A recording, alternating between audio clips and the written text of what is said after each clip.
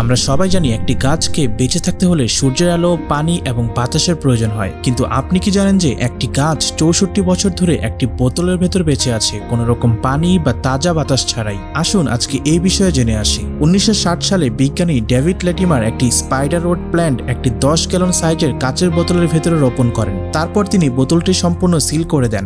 সেই সময় তিনি ভেবেছিলেন এটি একটি মজার এক্সপেরিমেন্ট হবে, কিন্তু এই এক্সপেরিমেন্ট এক অবিশ্বাস্য কাহিনী তৈরি করবে তা তিনি নিজেও জানতেন না। 1972 সালে 12 বছর পর এটিকে খুলে একবার গাছটিকে সামান্য পানি দেওয়া হয়। তারপর থেকে এই বোতল আর কখনো খোলা হয়নি। গাছটি নিজেই তার মধ্যে একটি সাস্টেইনেবল ইকোসিস্টেম তৈরি করেছে। এটি সিল করা অবস্থায় বেঁচে আছে, বেড়ে উঠেছে এবং এখনো সতেজ।